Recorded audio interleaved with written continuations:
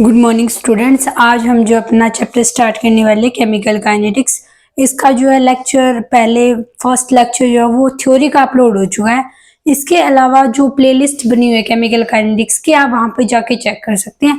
वहां पे हमने 3 वीडियोस अपलोड कर रखी है। जो लेक्चर नंबर 1 लिख रखा है जिसके ऊपर केमिकल काइनेटिक्स लिख करके, वो तो वहां से चैप्टर की स्टार्टिंग हुई है। बट जो दूसरी जो वीडियोस बनी है वो तो एक तो लॉग की बनी हुई है और एक जो है उसके अंदर ग्राफिकल रिप्रेजेंटेशन बताई है। तो जो ये केमिकल काइनेटिक्स पढ़ेंगे ना, यहाँ पर हम ग्राफ पे प्लॉट करेंगे, तो वो वाला जो ग्राफिकल रिप्रेजेंटेशन है वो आपको हेल्प करेगा कि कोई भी जो जनरल इक्वेशन दे रखी है उसका ग्राफ आप किस तरीके से बनाएंगे।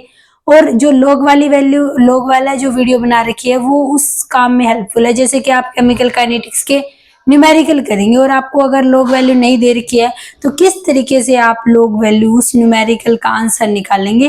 तो वो दोनों जो वीडियोस है वो रिलेटेड है केमिकल काइनेटिक्स से ही। तो आज हम जो इसका केमिकल काइनेटिक्स का अपना लेक्चर नंबर 2 है उसको कंटिन्यू करें। अगर आपने लेक्चर नंबर 1 नहीं देखा है तो आप पहले उस लेक्चर नंबर 1 को देखिए, क्योंकि वहां हमने बिल्कुल बेसिक से स्टार्ट किया था कि किस तरीके से हम कोई भी जो केमिकल रिएक्शन दे रखी है उसको हम किस तरीके से रेट लिखेंगे, बैलेंसिंग वगैरह का, ये चीजें वहां पे बताई गई है। ठीक है, आज हम जो करने वाले हैं इसके आगे कंटिन्यू करने वाले हैं। अब देखो, हमने रेट तो लिखना सीख लिया था फर्स्ट वाले लेक्चर में। ठीक है, अब हमें समझना है कि रेट जो है ना उसकी यूनिट क्या होगी। जो 1 मार्क्स वाले क्वेश्चन आते हैं बोर्ड के एग्जाम में, वहां पे जो है ये यूनिट से क्वेश्चन आ सकता है। पूछ सकता है कि what is the unit of rate, ऐसे भी पूछ सकता है what is the unit of rate constant, जो हम अभी आज के लेक्चर में डिस्कस करेंगे कि रेट और रेट कांस्टेंट क्या होते हैं, उनकी यूनिट क्या होती है। ये सारा कुछ आज के लेक्चर में हम सीखने वाले हैं। तो कल हमने डिफाइन कर दिया था, मतलब कि फर्स्ट लेक्चर में हमने बता दिया था रेट क्या होता है, चेंज इन कंसंट्रेशन अपॉन में चेंज इन टाइम। ठीक है, कि कंसंट्रेशन में कितना चेंज हो रहा है विद रिस्पेक्ट टू टाइम, वही क्या था हमारा रेट था। अब कंसंट्रेशन बताया था प्रोडक्ट की भी हो सकती है और कंसंट्रेशन जो है वो रिएक्टेंट की भी हो सकती है। बट अभी हमारा टारगेट क्या है, यूनिट को निकालना। किसके यूनिट को निकालना, रेट की यूनिट को निकालना। ठीक है, तो ये dx, देखो कंसंट्रेशन में चेंज बताया, रेट क्या है dx बाई dt है।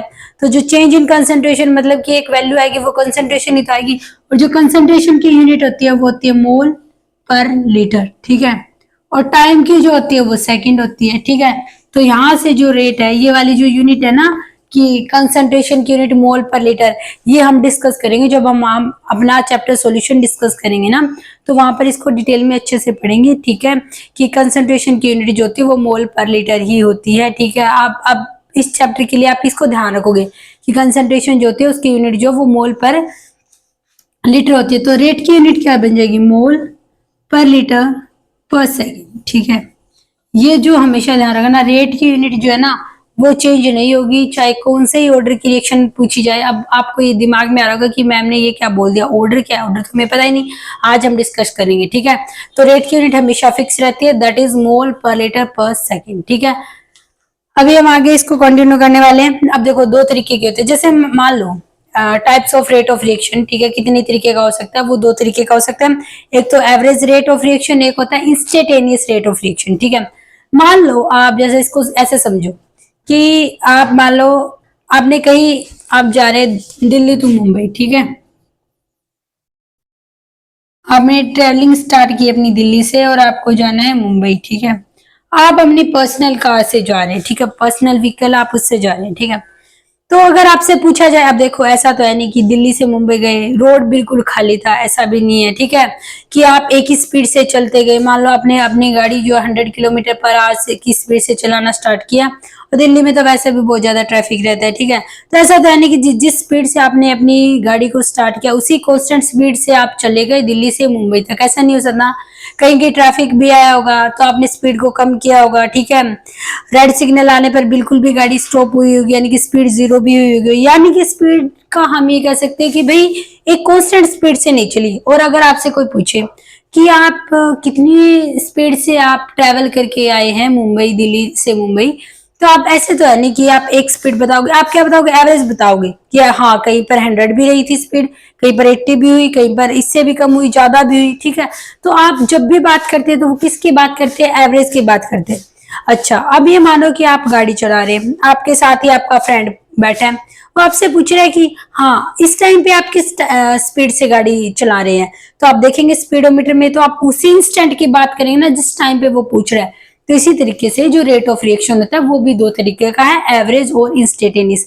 एवरेज का मतलब मान लो हमने जब रिएक्शन स्टार्ट की तो स्टार्टिंग में रिएक्शन का रेट कुछ फास्ट होगा, जैसे जैसे रेट रिएक्शन जो है कंप्लीशन की तरफ गई होगी तो रेट स्लो हुआ होगा, तो हम क्या बताते हैं एवरेज रेट बता देते हैं कि मेरी रिएक्शन इस टाइम स्टार्ट हुई थी, मतलब एवरेज बता देंगे। एक है इंस्टेंटेनियस। अगर मैं पूछूं कि time T is equal to 5 minute पे आप रेट बताओ रिएक्शन का क्या है, तो आप सिर्फ जो 5 मिनट पे रेट है ना उस 5 मिनट पे क्या रेट है आप वो बताओगे, ठीक है। और मान लो रिएक्शन को होने में 10 मिनट लग गए, पूरे 10 मिनट में रिएक्शन कंप्लीट होगी, तो मैं बताऊं, मैं कहूंगी आपको बताओ एवरेज रेट ऑफ रिएक्शन क्या होगा, तो 0 से 10 मिनट के बीच जितना भी रहा, स्पीड कम ज्यादा, रेट कम या ज्यादा, तो उसका आप एवरेज लेके बता दोगे, ठीक है। तो समझ आ गया होगा आपको, आई होप, कि दो तरीके के रेट है, एवरेज और इंस्टेंटेनियस। इन एवरेज क्या होता है जब dx बाई dt क्या हुई है, लार्ज के लिए, पूरे के लिए पूछा जाए, और इंस्टेंटेनियस वाले में आप क्या करोगे, dx by dt but t tends to 0, यानी कि जिस तरीके से मैथ में कंटिन्यूटी लिमिट पढ़ते हैं ना, तो वो यही बता रहा है t टेंड्स टू 0, यानी कि टाइम बहुत कम है, किसी एक इंस्टेंट चेंज इन टाइम बहुत कम है। हम पर्टिकुलरली किसी एक इंस्टेंट की बात कर रहे हैं जहां पर हम रेट को पता लगाना चाहते हैं, तो वो गया मेरा इंस्टेंट। देखो नाम से भी पता चल रहा है इंस्टेंट मतलब उसी क्षण, मतलब उसी टाइम, उसी पल, ठीक है। तो इंस्टेंटेनियस आपको पता चल गया होगा और एवरेज पता चल गया होगा, ठीक है। क्या होता है अब देखते हैं factors affecting rate of reaction. अब देखो रेट ऑफ रिएक्शन तो हमने स्टडी कर लिया, उसकी यूनिट क्या होती है ये हमने देख लिया। कोई भी अगर हमें केमिकल रिएक्शन दे रखी है तो उसका हम रेट कैसे लिखेंगे, ये वाली चीजें हमने देख ली।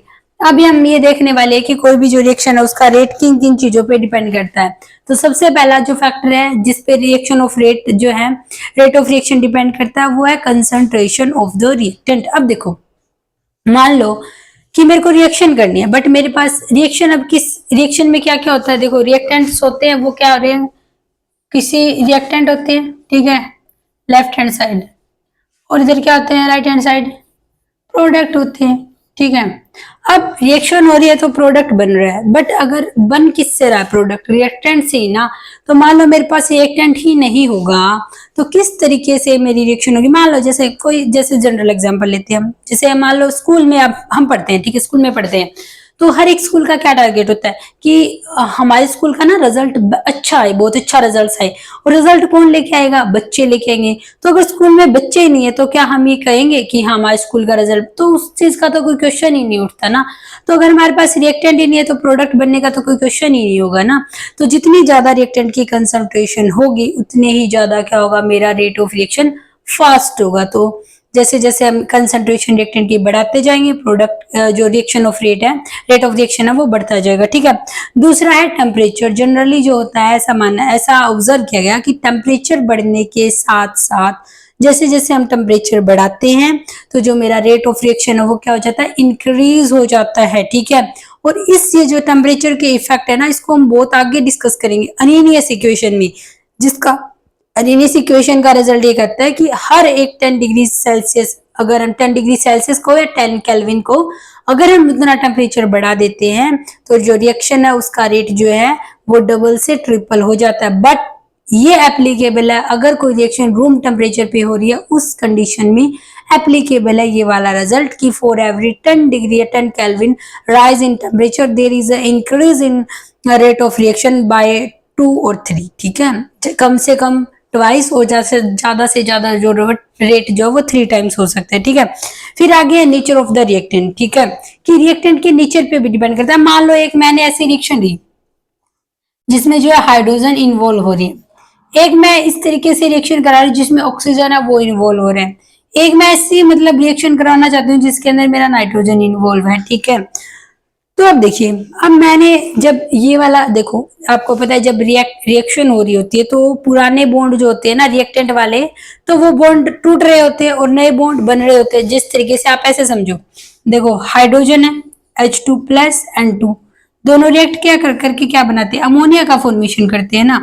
तो ये अमोनिया जो है प्रोडक्ट है मेरा, ये कब बना होगा, जब यहाँ पे हाइड्रोजन और हाइड्रोजन के बीच का बॉन्ड ब्रेक हुआ होगा, और यहाँ पे क्या है, नाइट्रोजन नाइट्रोजन के बीच का बॉन्ड ब्रेक होगा, तभी तो नाइट्रोजन और हाइड्रोजन के बीच का बॉन्ड बना होगा ना, ऐसा ही ना। क्योंकि यहाँ पे क्या है, जो पुराने बॉन्ड है जो रिएक्टेंट के वो तो क्या है टूट रहे हैं और नए बॉन्ड बन रहे हैं। जो पुराना बॉन्ड था hydrogen hydrogen and nitrogen nitrogen के बीच था, बट जो नया बॉन्ड बना वो किसके बीच बना, नाइट्रोजन और हाइड्रोजन के बीच बना है ना नया बॉन्ड। तो इसका मतलब पुराने वाले पहले टूटे होंगे ना बॉन्ड, तभी तो ये नया बॉन्ड बना होगा। ठीक है, तो यही कह रहा है नेचर ऑफ रिएक्टेंट के ऊपर भी जो मेरा रेट ऑफ रिएक्शन है वो डिपेंड करता है। कैसे, अब हाइड्रोजन और हाइड्रोजन अगर मतलब इनके बीच क्या सिंगल बॉन्ड है, तो इसको सिंगल बॉन्ड को तोड़ने के लिए मेरे को कम एनर्जी लगेगी, जबकि डबल आएगा तो डबल वाले में क्या ज्यादा एनर्जी देनी पड़ेगी, ट्रिपल वाले में और ज्यादा एनर्जी देनी पड़ेगी।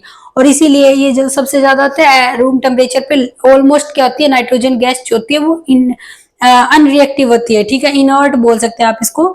इसीलिए जो चिप्स कुरकुरे वगैरह के हम जो पैकेट यूज करते हैं उनके अंदर जो गैस फिल की जाती है वो नाइट्रोजन गैस होती है। ठीक है, तो आई होप आपको क्लियर हो गया होगा ये जो हमने किया था इसका थर्ड, कि हम पढ़ रहे हैं factors affecting rate of reaction. पहला हमने बता दिया कि जो रिएक्टेंट है उनकी कंसेंट्रेशन पे किसी भी रिएक्शन का रेट जो वो डिपेंड करता है। दूसरा हमने कहा टेम्परेचर जो होता है उसके ऊपर भी रिएक्शन का रेट डिपेंड करता है। फिर तीसरा फैक्टर हमने बताया नेचर ऑफ रिएक्टेंट पे भी रेट ऑफ रिएक्शन डिपेंड करता है। वो किस तरीके से, वो हमने एक्सप्लेन किया कि अगर कोई रिएक्टेंट ऐसे है जिनके अंदर सिंगल बॉन्ड है, ठीक है, और एक रिएक्टेंट ऐसा है जिसके अंदर डबल बॉन्डेड वाले मोलिक्यूल्स इन्वॉल्व है, एक ऐसा रिएक्टेंट है जिसमें ट्रिपल बॉन्ड वाले जो मोलिक्यूल्स है वो इन्वॉल्व है, तो जो सिंगल बॉन्ड वाला है वो फास्ट रिएक्शन देगा एज कंपेयर टू डबल और ट्रिपल, और डबल वाला है वो फास्ट देगा as compare to triple bond वाले से। क्योंकि जैसे जैसे बॉन्ड, अब बेसिकली वो मैंने बता दिया है, you can visit the short videos, उसके अंदर बता रखा है। बॉन्ड एक्चुअल में ऐसा नहीं होता कि यहाँ पे डंडे दिख रहे हैं ना तो आप सोचो कि हाँ बॉन्ड एक ऐसा नाइट्रोजन का एटम होगा, एक दूसरा नाइट्रोजन का एटम होगा, बीच में कोई डंडा होगा, तो इस तरीके से एक्चुअल में ऐसा नहीं होता है। बॉन्ड ये बताता है फोर्स ऑफ अट्रैक्शन, जितने ज्यादा बॉन्ड्स होंगे इसका मतलब उन दो एटम्स के बीच में उतनी ज्यादा फोर्स ऑफ अट्रैक्शन होगी। तो अगर मेरे को यहाँ पे एक सिंगल बॉन्ड है, यहाँ पे डबल है, यहाँ पे ट्रिपल है, तो सबसे ज्यादा फोर्स ऑफ अट्रैक्शन जो है वो दो नाइट्रोजन के एटम्स के बीच में है। तो अगर इन दोनों को हमें अलग अलग करना है तो हमें ज्यादा एनर्जी लगानी पड़ेगी। आप इसको इस तरीके से भी समझ सकते हैं, मान लो कोई दो फ्रेंड्स हैं, स्टार्टिंग से नर्सरी क्लास से एक दूसरे के साथ पढ़ रहे हैं और अब वो जो है वो 10th क्लास में हो चुके हैं, तो ऑलमोस्ट उनको आप मान सकते हो 12 ईयर्स हो गए, क्योंकि नर्सरी एलकेजी यूकेजी, ठीक है, तो 12 साल पुरानी गहरी दोस्ती है उनकी। और एक तो उनकी दोस्ती को हमें अगर तोड़ना है तो देखो ऑब्वियस सी बात है, इतनी साल पुरानी दोस्ती है तो उसको ब्रेक करने में क्या है, ज्यादा टाइम लगेगा ना। और एक मानो एक अभी अभी नया एडमिशन आया 10th क्लास के अंदर और वो किसी का फ्रेंड बने जो पहले पुराने वाले बच्चे हैं, तो उन दोनों की दोस्ती को ब्रेक करने में क्या है, ज्यादा टाइम नहीं लगेगा। तो उससे भी आप समझ सकते हैं मेन बात यही है कि जितनी ज्यादा मतलब स्ट्रॉन्ग फोर्स ऑफ अट्रैक्शन होगी एटम्स के बीच में तो उनको दूर करना उतना ही मुश्किल होगा। तो इसी तरीके से हमने बताया कि नेचर ऑफ रिएक्टेंट है वो भी क्या करता है, रेट ऑफ रिएक्शन को अफेक्ट करता है। चौथा है प्रेजेंस ऑफ अ कैटलिस्ट। देखो कैटलिस्ट है, आप इसको इस तरीके से समझ सकते हो, जैसे अभी हम कह रहे थे कि स्कूल का टारगेट क्या है कि हमारा रिजल्ट अच्छा है ना, रिजल्ट कौन लेके आ रहे हैं, बच्चे। बट क्या टीचर स्कूल में होगा ही नहीं तो क्या बच्चे रिजल्ट लेके आ पाएंगे क्या, अच्छा रिजल्ट लेके आ सकते हैं बट गाइड के लिए टीचर तो चाहिए ना कम से कम। तो वही है जो कैटलिस्ट होता है वो उसको आप टीचर से कोरिलेट कर सकते हो।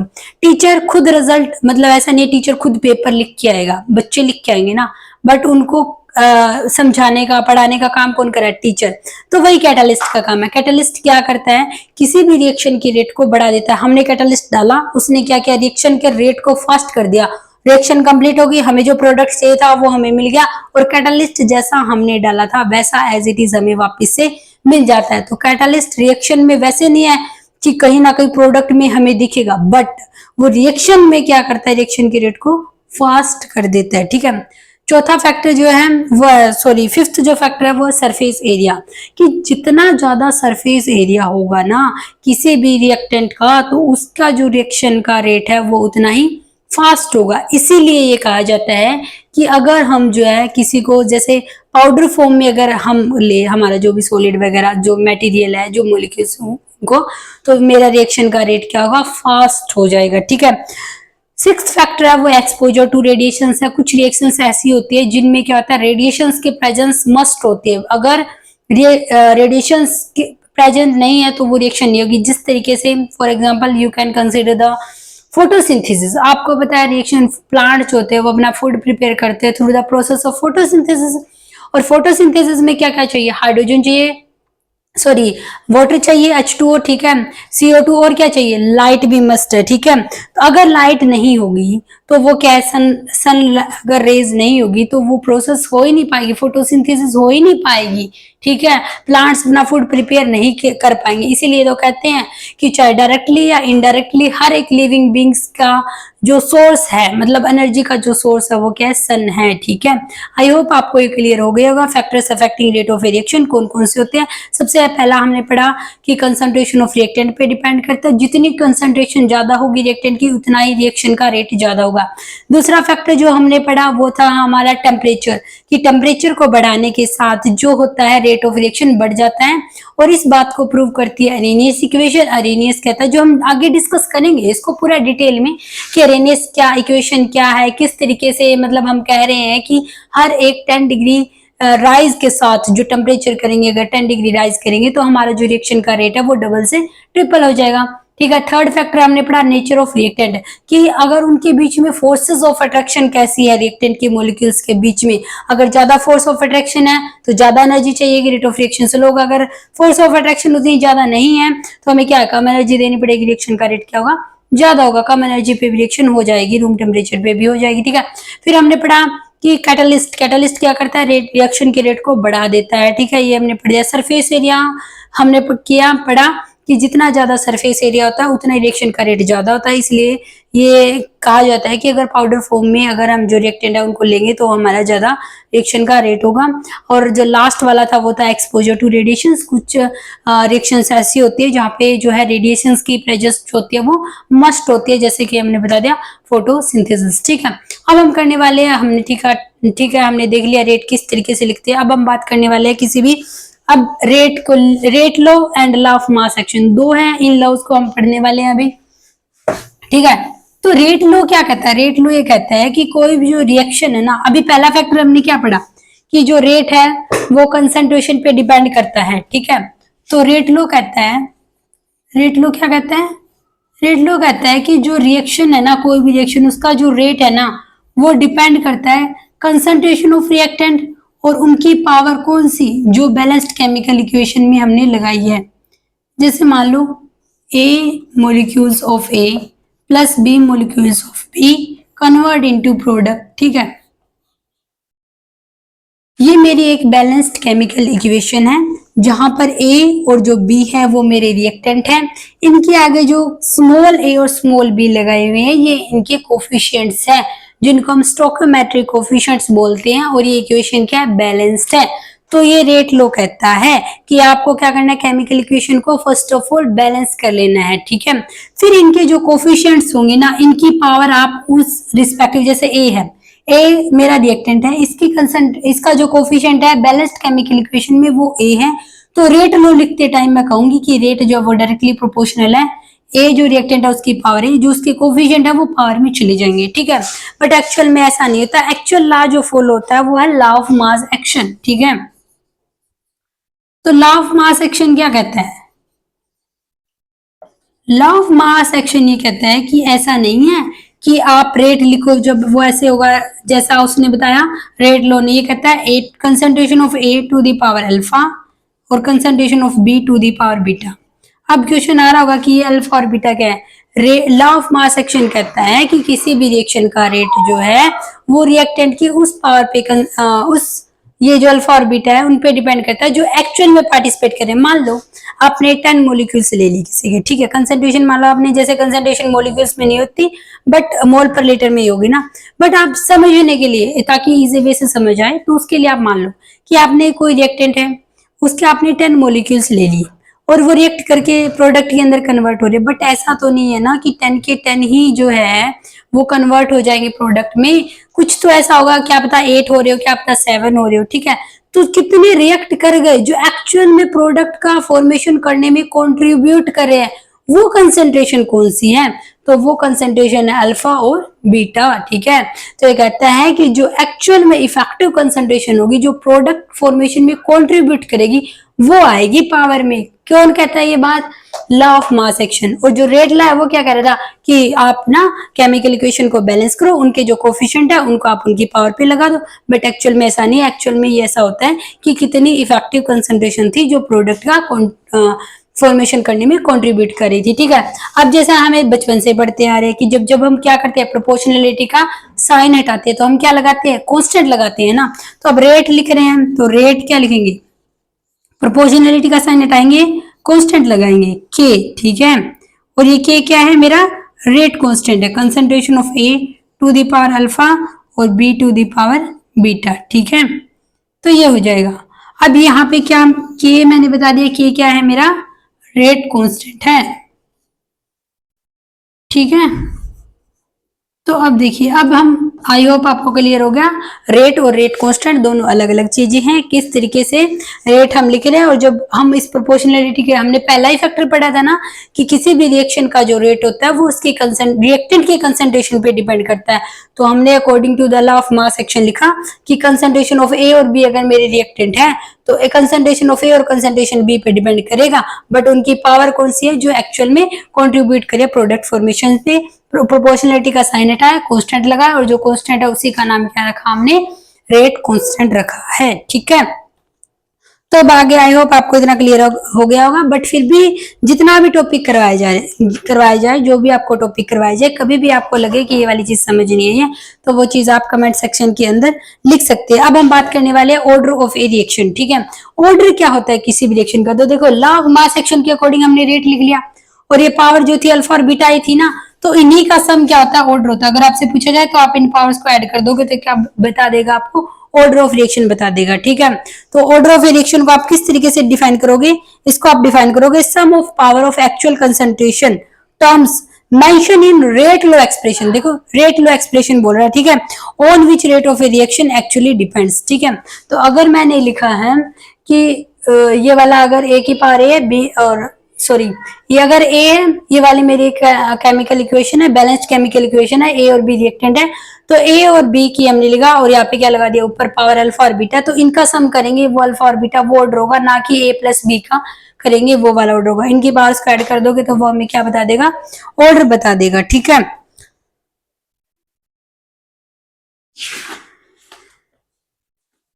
सॉरी यहाँ पे एक छोटी सी मिस्टेक हो गई, ये वाला जो है लॉ ऑफ मास एक्शन है,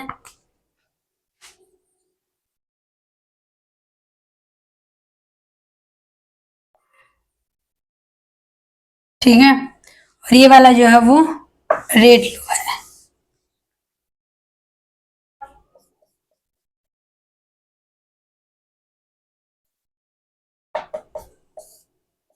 ठीक है, please sorry, really very sorry, ये आप जो है वो ध्यान देना कि पहले जो लिखवाया था लॉ ऑफ मास एक्शन के अकॉर्डिंग ये होता है। पढ़ाते पढ़ाते टाइम ना यूं इतना ध्यान नहीं रहता, ठीक है, बट इतना पता था कि हाँ ये वाली चीज है, ये वाली एक्चुअल में यही होती है, एक्चुअल में वो नहीं होती, बट नाम में थोड़ा सा ये ऊपर नीचे हो गया था, तो आप इसको ध्यान देना। लॉ ऑफ मास एक्शन के अकॉर्डिंग ये होता है कि जो एक्चुअल में जो स्टोइकोमेट्रिक कोफिशिएंट्स है उनकी पावर, बट रेट लो जो कहता है वो कहता है जितने अल्फा और बीटा वो कोफिशिएंट्स नहीं है जो एक्चुअल में कहते हैं बैलेंस्ड में थे, ये वाले अल्फा और बीटा क्या वैल्यू है, ये वो वैल्यू है जो एक्चुअल में प्रोडक्ट के फॉर्मेशन करने में कंट्रीब्यूशन दे रही है। जैसे मैंने बताया था, मान लो आपने 10 मॉलिक्यूल्स लिए, बट ऐसा नहीं है 10 के 10 मॉलिक्यूल्स जो है प्रोडक्ट में कन्वर्ट हो जाएंगे, हो सकता है कि 7 हो रहे हो 8 हो रहे हो, तो कंसंट्रेशन का कितना पार्ट है जो प्रोडक्ट में बदल रहा है, बस ये नाम हो गए थे, प्लीज इसको ध्यान दे लेना। ठीक है, वेरी वेरी सॉरी, गलत हो गया था, ऊपर नीचे हो गया था नाम। ठीक है, लॉ ऑफ मास एक्शन के अकॉर्डिंग ये है और रेट लॉ के अकॉर्डिंग ये है। ठीक है, तो इतना आई होप आपको समझ में आ गया होगा। ठीक है, अब हम देखने वाले हैं, अब हमने देखो हमने रेट की यूनिट निकाल ली थी, क्या होती है, हमने कहा था रेट की यूनिट फिक्स रहती है, मोल पर लीटर पर सेकेंड, हमेशा रेट की यूनिट यही रहेगी। अब हमारा काम है हमें यूनिट निकालनी है रेट कांस्टेंट की, जिसको अभी हमने इंट्रोड्यूस किया था ना, प्रोपोर्शनलिटी का साइन हटाया था, वहां पे रेट कांस्टेंट लगाया था के, तो अब हम उसकी बात करने वाले हैं, यूनिट की बात करने वाले हैं। यहाँ से भी एग्जाम में क्वेश्चन आता है। तो देखो रिएक्शन है, अब ऑर्डर, अब ये ऑर्डर बताया ना, जो अल्फा प्लस बीटा होगा मतलब रिएक्टेंट जितने भी होगी, मान लो 3 रिएक्टेंट है, तो ऐसे अल्फा बीटा और गामा इस तरीके से दो रिएक्टेंट है, एक रिएक्टेंट है, तीन रिएक्टेंट है, उनकी जितनी भी इफेक्टिव कंसंट्रेशन की जो ऊपर पावर लगा रखी है उनको ऐड करोगे सम, तो उनका क्या आ जाएगा, हमारा ऑर्डर मिल जाएगा। ठीक है, तो ऑर्डर क्या हो सकता है, जनरली हम पढ़ते हैं 0 फर्स्ट, 1 भी हो सकता है, 2 भी हो सकता है, 3 भी हो सकता है।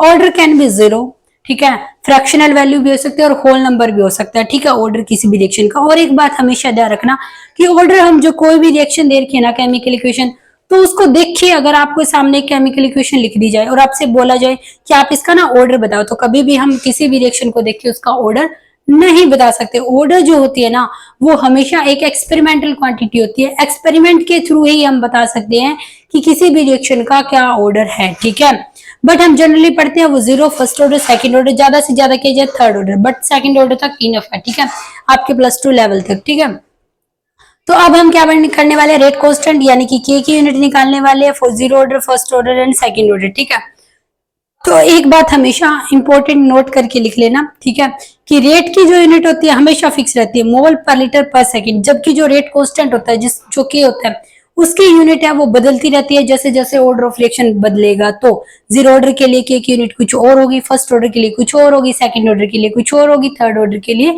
कुछ और होगी, बट किसकी यूनिट, रेट कांस्टेंट की यूनिट, और रेट की यूनिट फिक्स रहेगी, मोल पर लीटर पर सेकंड। ठीक है, तो हम सबसे पहले ड्राइव करने वाले हैं जो यूनिट है फॉर 0 ऑर्डर रिएक्शन। ठीक है, तो हम मान लेते हैं कि ए जो वो रिएक्टेंट है वो कन्वर्ट हो रहा है प्रोडक्ट में। ठीक है, तो अब देखो हमने कहा, हमने रेट क्या क्या बताया था, change in concentration with respect to time, यही तो क्या था मेरा रेट था ना। और ए क्या है, मेरा रिएक्टेंट है, तो रिएक्टेंट है तो इसकी कंसंट्रेशन डिक्रीज हो रही होगी, डिक्रीज हो रही होगी तो हमने नेगेटिव साइन लगा दिया। अब रेट जो है वो डायरेक्टली प्रोपोर्शनल है, अभी जो रेट लो देखा था उसमें हमने क्या देखा था, कंसंट्रेशन ऑफ ए की पावर कुछ अल्फा बीटा ऐसी थी ना, बट वो क्या थी, उसका ऑर्डर थी ना, जैसे मान लो अगर ए की पावर 1 और बी की पावर 2 ऐसी होती और मेरे से पूछता आप बताओ ऑर्डर क्या होगा रिएक्शन का, तो मैं ऐसे कर देती ना 1 + 2 3। ठीक है, अब यहाँ पे क्या है, हमें जो एक्सप्रेशन है वो पता है। ठीक है, रेट इज इक्वल टू ऐसा लिखा गया, तो एक्सप्रेशन पता थी, उससे मैंने ऑर्डर निकाल दिया। तो क्या मैं इसका उल्टा नहीं कर सकती कि अगर मेरे को ऑर्डर पता हो तो क्या मैं ये चीज नहीं लिख सकती, क्या लिख सकते हैं ना। तो मैंने पहले ही बता दिया कौन सी है, 0 ऑर्डर है, यानी कि ऑर्डर आपको पता है। रिएक्टेंट में कितनी स्पीसीज इन्वॉल्व है, एक ही ना, ए ही इन्वॉल्व है, तो यानी कि 0, और यहाँ पे क्या आएगा फिर कंसेंट्रेशन ऑफ ए की पावर 0। अब देखो वही हो गया ना, ये जो पावर थी हमने क्या बताया था, ये ऑर्डर को बताया, ये वाली 0 है, इसका मतलब क्या है 0 ऑर्डर रिएक्शन है, इसका मतलब ये चीज जो है वो हमने सही लिखी है। ठीक है, अब देखिए जब जब प्रोपोर्शनलिटी का साइन हटाएंगे तो क्या लगाएंगे, कांस्टेंट ना, तो -TA/dt इज इक्वल टू के कंसंट्रेशन ऑफ ए की पावर 0। और आपको भी पता है किसी की भी पावर अगर 0 होती है तो उसकी वैल्यू क्या होती है, 1 होती है ना, तो -TA/dt इज इक्वल टू के इंटू में 1। ठीक है, इतना क्लियर हो गया। हमारा टारगेट क्या है, हमें तो इसकी यूनिट निकालनी है, अब 1 को हटा दू ना, अब हमें क्या निकालना है, इसकी यूनिट निकालनी है।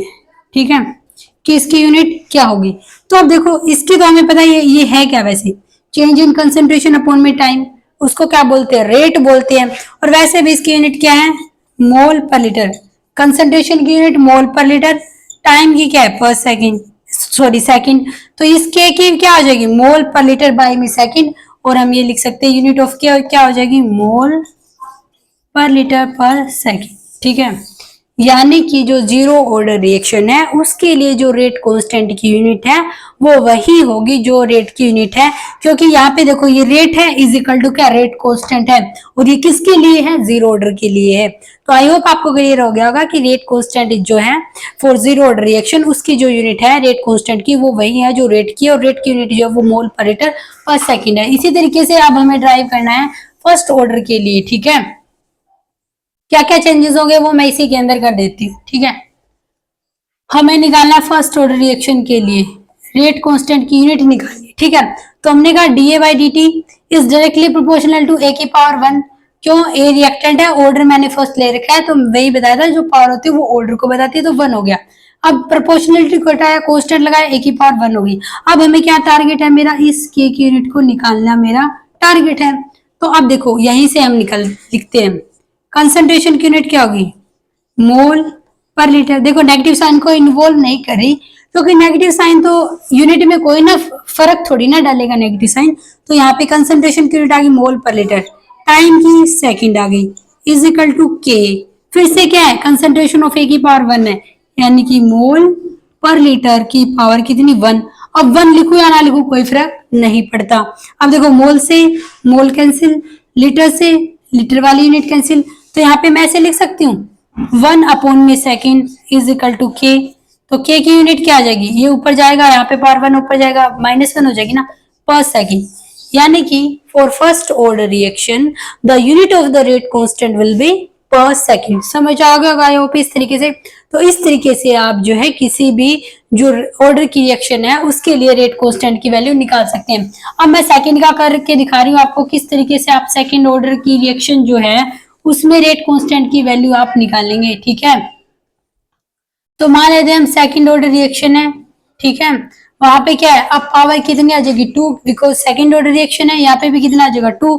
टारगेट वही है, इसकी वैल्यू हमें निकालनी है, तो वो वहां पे वापस लिख दो। देखो मोल पर लीटर आ जाएगा, टाइम की क्या हो जाएगी सेकंड हो जाएगी, इज इक्वल टू के।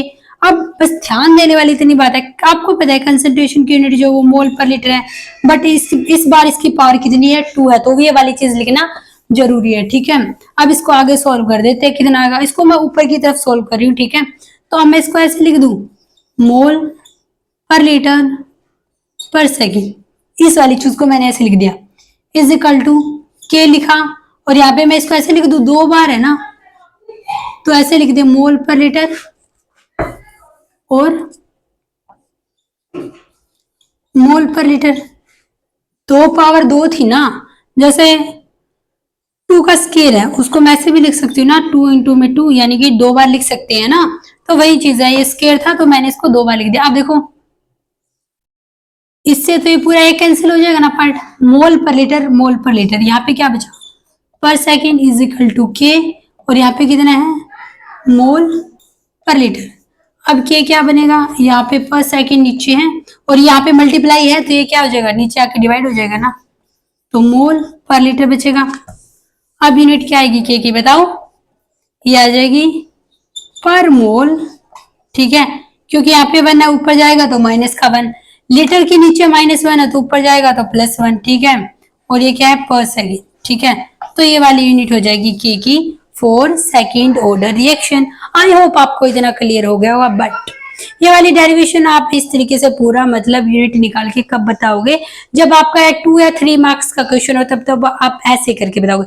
बट आपको कोई ऑप्शन वाला क्वेश्चन आ गया, आपको देर का what is the unit of the rate constant के वो सेकंड ऑर्डर रिएक्शन, तब तो आप ऐसे नहीं है कि ड्राइव करके देखो कि देखो कितना टाइम कंज्यूम हो जाए, तो उसके डायरेक्ट ट्रिक मैं आपको बता रही हूँ कि किस तरीके से करोगे आप। ठीक है, आप ध्यान रखना कोई भी चाहे आप किसी भी ऑर्डर की रिएक्शन हो, अगर आप यूनिट ऑफ के की ट्रिक बता रही हूँ किस तरीके से करोगे। ठीक है, तो देखो कोई भी देख लो, चाहे फर्स्ट ऑर्डर की देखो, जीरो ऑर्डर की देखो, सेकंड थर्ड फोर्थ फिफ्थ, चाहे व्हाटएवर डजंट मैटर कौन से ऑर्डर की रिएक्शन है, हर एक में एक बात तो फिक्स है कि पर सेकंड तो रहेगा ही रहेगा। ठीक है, ये तो फिक्स है, ये तो रहना ही रहना है। ठीक है, अब बात कर लेते हैं मोल और लीटर की, कि मोल और लीटर में पावर क्या रहेगी -1 रहेगी, इसकी -1 रहेगी या इसकी रहेगी, और माइनस में भी 1 रहेगी 2 रहेगी, कितनी रहेगी, तो वो देखो ट्रिक है। देखो एल अल्फाबेट्स कर देना ABCD, तो एल, फिर ठीक है, फिर M, फिर N और फिर S, ऐसे याद रखो। ठीक है, L M N और S। ठीक है, L M N S इतना ध्यान रखना आपको। ठीक है, अब यहाँ पे लीटर है पता है, M से क्या है मोल है, N है, और यहाँ पे S से क्या है सेकेंड है, और दोनों पे -1 कर दो। ठीक है, ये वाली अगर चीज आपको याद है तो आप with in a few seconds आप जो बता दोगे यूनिट क्या होगी रेट कांस्टेंट की किसी भी, और ये एन क्या है, अब आप सोच रहे हो एन क्या है, एन है ऑर्डर, जिस ऑर्डर के लिए आपको पूछा जाए कि के की यूनिट क्या होगी वो है ये। जैसे मान लो आपसे पूछा गया कि थर्ड ऑर्डर की हमने ड्राइव नहीं की ना, आपसे पूछा जाए कि थर्ड ऑर्डर रिएक्शन है उसके लिए आप के की यूनिट बताओ, ठीक है, तो आप क्या करोगे, n की जगह 3 लिख दोगे। ठीक है,